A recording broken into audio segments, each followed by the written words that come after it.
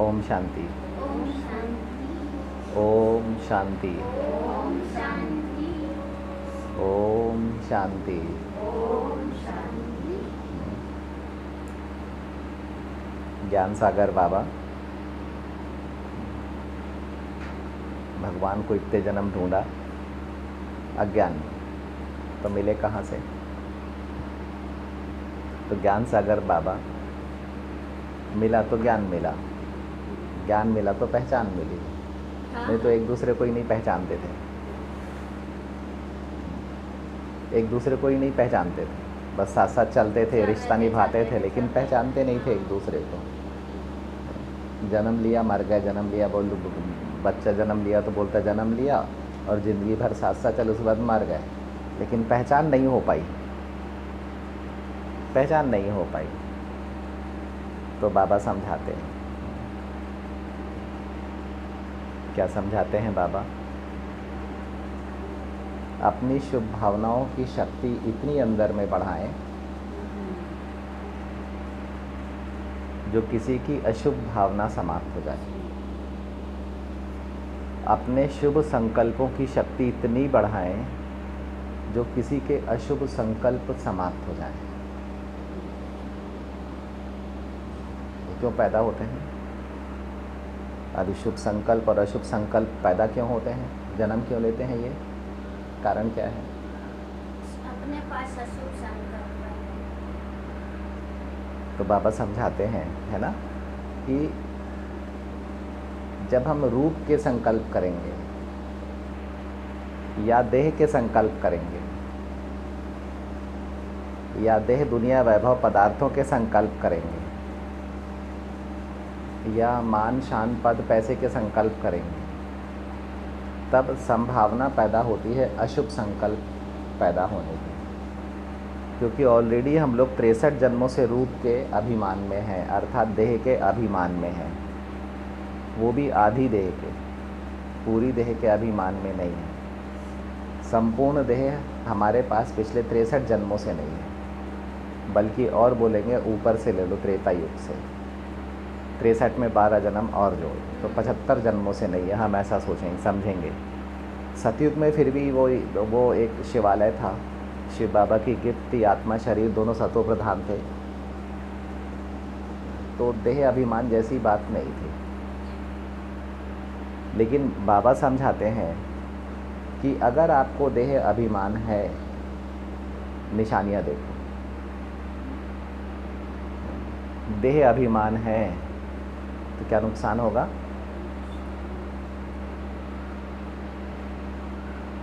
अभिमान है ना, तो हम सफल नहीं होंगे। अभिमान है तो हम भरपूरता का अनुभव नहीं करेंगे। अभिमान है तो हम अंदर में खाली खाली महसूस करेंगे, कारण देह तो बाहर में है, रूप का अभिमान है, और जिसका अभिमान होना चाहिए उसको पहचानते नहीं है।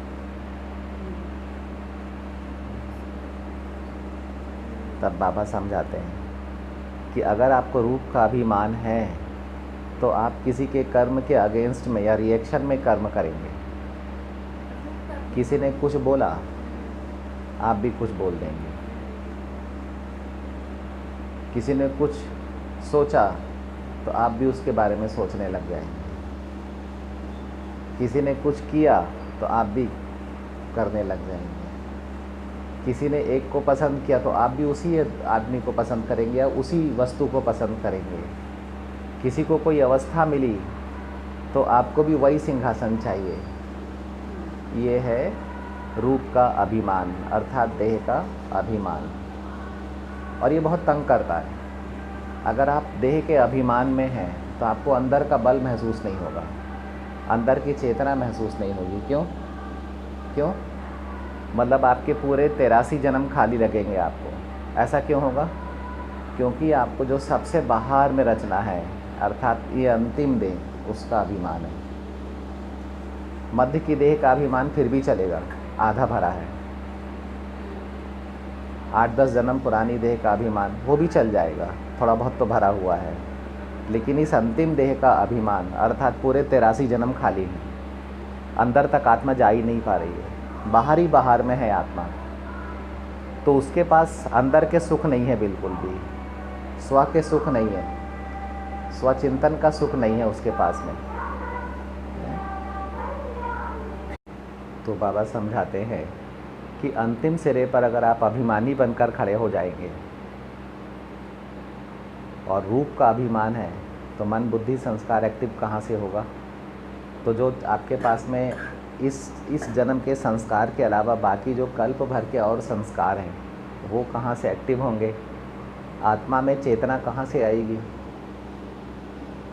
अगर देह अभिमान है, अगर रूप का अभिमान है, तो अंदर में पूज्यपन कहाँ से जागेगा? अंदर की कुढ़न कैसे ख़त्म होगी? अंदर से कुछ प्राप्ति नहीं है, बाहर में कुछ है नहीं, और जितने भी रिश्तेदार हैं सब बाहर ही बाहर हैं, अंत में ही है। तो अंदर का किसी को भी कुछ है ही नहीं, मालूम ही नहीं है कि अंतर चेतना कितना काम करती है, अंतर चेतना में कितना बल है, कैसे अंदर में साइलेंस है, कैसे अंदर में कर्तव्य छिपे हुए हैं, कैसे अंदर में जन्मों के खजाने छिपे हुए हैं, कैसे अंतर में सारे गुण और शक्तियाँ छिपी हुई हैं, समाई हुई हैं, ये कुछ मालूम ही नहीं है। तो बाहर की दुनिया में केवल अंतिम देह को लेकर चल रहे हैं, सिर्फ अंतिम सिरे पर लेकर चल रहे हैं बाहर की दुनिया को। अभी क्या करना है? तो हमारे शुभ संकल्प कहाँ मिलेंगे? कहाँ मिलेंगे? तो निराकारी स्टेज में। आपका ढक्कन फिर गिर गया। तो कहाँ मिलेंगे? निराकारी स्टेज में। जब तक अम्मा अपन बिंदु की ओर नहीं जाएंगे, तब तक हमें इस अंतिम देह से बिंदु के बीच में क्या है ये नहीं मिलेगा। और उसी रास्ते से हम उतरे हैं और उसी रास्ते से हमें चढ़ना है। हमें 84 जन्मों के संस्कार आत्मा और देह के बीच में मिलेंगे, ठीक है। हमें 84 जन्मों के गुण और खजाने 84 ये आत्मा और देह के बीच में मिलेंगे। तो अगर केवल मुझे अपने रूप का या देह का अभिमान है, या नर और नारी भाव का अभिमान है या भान है, तो मुझे आत्मा का भान नहीं है, आत्मा को भूला हुआ हूँ मैं। इसलिए मुझे आत्मा के खजाने अपने नहीं मिलेंगे। मुझे दूसरे में दिखेंगे खजाने, लेकिन मुझे अपने खजाने नहीं मिलेंगे। तो मैं हमेशा खाली रहूँगा। तो हमेशा उदासीनता रहेगी, अंदर में उदासी रहेगी, एक भारीपन रहेगा। क्यों? खाली खाली है यार, ज़िंदगी खाली है यार, ऐसे ही जा रही है ज़िंदगी, अंदर में कुछ प्राप्तियाँ ही नहीं हो रही हैं। अब प्राप्तियाँ हो रही हैं, आत्मा की प्राप्ति अनुभव हो रही है, बाबा की प्राप्ति अनुभव हो रही है, लेकिन संस्कारों तक नहीं पहुंच रही है। तो वहाँ भी खालीपन लगेगा, भरपूरता आएगी कहाँ से? तो बुद्धि से समझ में, समझ से संकल्प में, संकल्प से कर्म में, कर्म से संस्कार में, और संस्कार से स्वभाव में, ये भरपूरता दिखेगी। तो बाबा समझाते हैं कि अपने बिंदु भाव की ओर चलना है हमें, हमारी यात्रा है, और इसी सेकंड मुझे बिंदु बनना है, इसी सेकंड मुझे आत्मा बिंदु समझना है। मुझे मन से सार और बिंदु से निराकार, स्व निराकार हो और आकार से सार हूँ मैं। बिंदु सार में रहे, मन विस्तार में ना जाए, किसी आँखों से भी किसी दूसरी आत्मा के पास ना जाए, आँखों से भी दूसरी आत्मा का दर्शन करे, उसकी देह का दर्शन ना करे। ये सब धारणाएं हमारी अब ज़रूरी हो गई हैं एकदम, क्योंकि अंत के साइन बढ़ते चले जा रहे हैं, कंटिन्यू अंत के साइन बढ़ते चले जा रहे हैं। देशों के बीच में राइवलरी अर्थात दुश्मनी बढ़ रही है। जो यूरोप के देश हैं उनके बीच में हथियारों की होड़ और दुश्मनी बढ़ते चले जा रही है। तो क्या है कि समाप्ति कब शुरू हो जाएगी पता नहीं है। भारत में भी तनाव बहुत बढ़ रहा है। तो अब हमारे पास टाइम नहीं है कि हम अपने अंतिम सिरे पर टिकें, हम अपने अनादि सिरे पर अनादि काल में रहें। और जब भी हमें अंत काल में आना है तो अंत काल में आएँ, सेवा करें और वापस अपने अनादि काल में जाएं। हम विश्व सेवा करें, अपने दोनों रूपों से हम सेवा करें। दोनों रूपों से सेवा हमें बेहद के स्थान पर बैठकर करने को मिलेगी। बेहद का स्थान सृष्टि चक्र के ऊपर में है, जहाँ पर बाबा मम्मा बैठे हैं, कल्प वृक्ष की जड़ में है, जहाँ पर बाबा मम्मा बैठे हैं। हमारा पूर्वज भाव कल्प वृक्ष की जड़ में है। हमारा स्टूडेंट भाव सीधे कल्प वृक्ष की जड़ में बैठे हुए हैं। वहाँ पर हम पढ़ रहे हैं, लेकिन उल्टे कल्प वृक्ष की जड़ में हम विश्व सेवा कर रहे हैं। मुरली पर मनन चिंतन, ये भी विश्व सेवा है। गहरा मुरली पर मनन चिंतन। ज्ञान सागर में प्रवेश करना है तो मुरली पर मंथन करना पड़ेगा, तब ज्ञान सागर में प्रवेश करेंगे, तब अमृत निकलेगा। जहर भी निकलेगा तो वो बाबा ले लेगा, लेकिन अमृत निकलेगा तो आत्मा को दे देगा वो। तो आत्मा को अमर भाव का वरदान मिलेगा, अंदर का विष खत्म होगा। जितना जितना अमृत निकलेगा मंथन से, उतना उतना अंदर का विष खत्म होता चला जाएगा। तो विष का जन्म जहाँ हुआ है उस सिरे से विष खत्म होना शुरू होता है और अंतिम सिरे तक शुद्धिकरण होता है। लेकिन रोज हमें अमृत पीना पड़ता है, यानी मुरली सुननी पड़ती है। तो बाबा समझा रहे थे कि आत्मा का देह अभिमान छूटे, लेकिन बिंदु भाव ना छूटे। आत्मा का पूज्यपन ना छूटे। क्यों? संसार में सिर्फ भक्त हैं इस समय। ज्ञानवान आत्माएं तो उंगलियों में गिन लो, केवल भक्त हैं।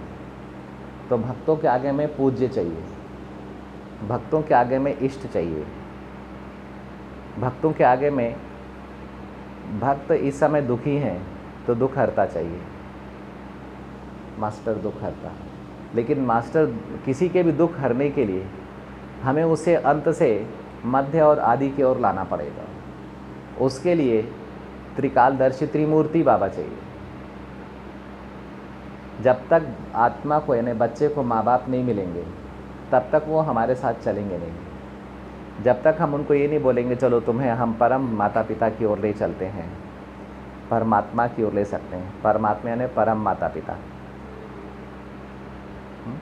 परमा तो माँ है ना, परमा माँ है ना। तो माता पिता, हाँ, परमात्मा में माता पिता दोनों हैं, माता पिता दोनों हैं। तो हम ले चलते हैं तुमको, तुम भरोसा करो, थोड़ा सा कुछ दिन हमारे साथ रहो, हम जो बोलते हैं वो करो, तो तुमको समझ में आएगा कि तुम्हारा अनाथपन कैसे ख़त्म होने लगता है और तुम्हें कैसे अपने सिर पर अविनाशी माता पिता का हाथ या छत्र छाया महसूस होने लग जाएगी। तो इस तरीके से बाबा कहते हैं बच्चे कुछ भी हो जाए अपना पूज्यपन ना छूटे, भले देह अभिमान छूटे। जैसे मंदिरों में जब देवी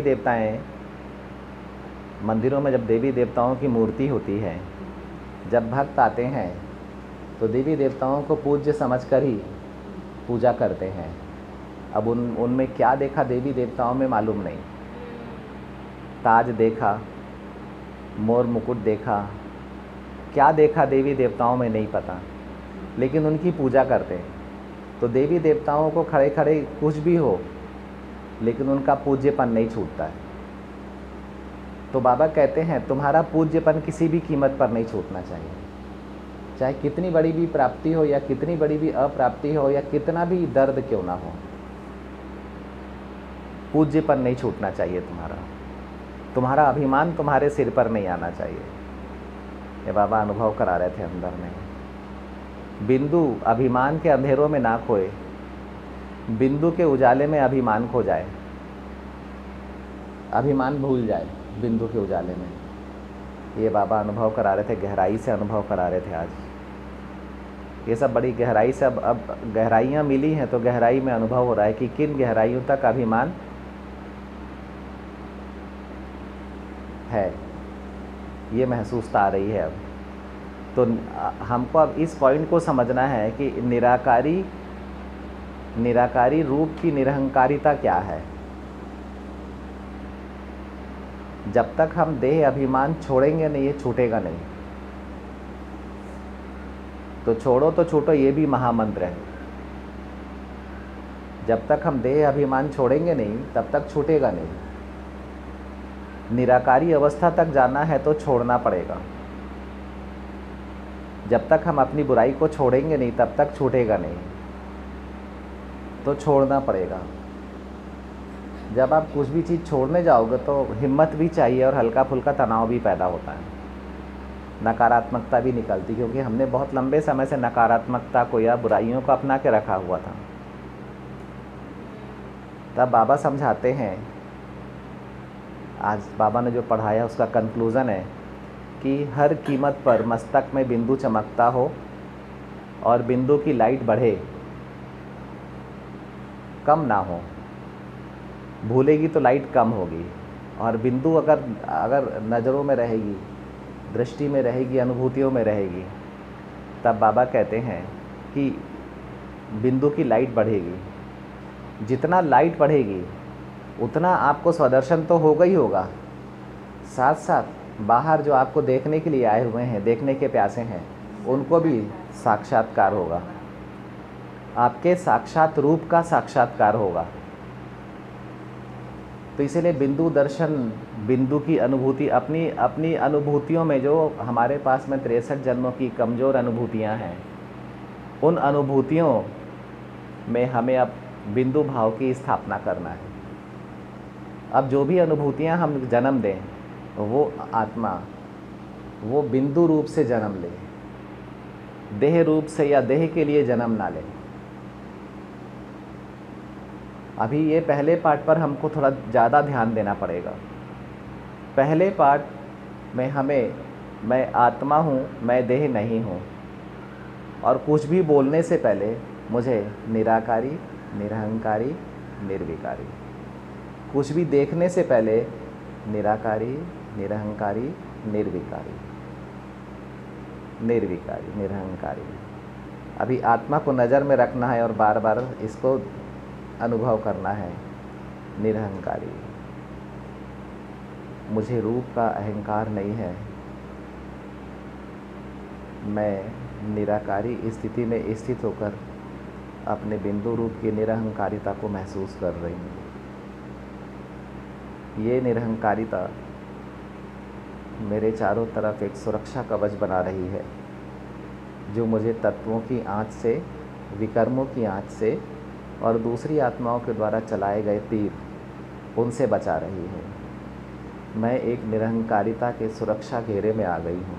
मैं ज्योति बिंदु आत्मा, और मैं अपनी चेतना से, अपनी सर्वोच्च चेतना से, हाईएस्ट श्रेष्ठ चेतना से सारे विश्व की आत्माओं को अपनी निरहंकारिता में स्थित होकर लाइट और माइट दे रही हूँ। मैंने एक्शन रिएक्शन के खेल से विड्रॉ कर लिया है। मुझे देह अभिमान की दुनिया में अब जाना नहीं है। मुझे निराकारी और निरहंकारी रूप की दुनिया में रहना है। मैं सुरक्षित हूँ, मैं आराम से हूँ। एक्शन रिएक्शन की दुनिया में युद्ध है। अब मुझे अंत में जाना नहीं है, अंत से सबको निकाल कर लाना है, बाबा की ओर लाना है। अभी मुझे जाना नहीं है अंत में, अंत के गुड़ियों के खेल पाल में नहीं जाना है। ओम शांति।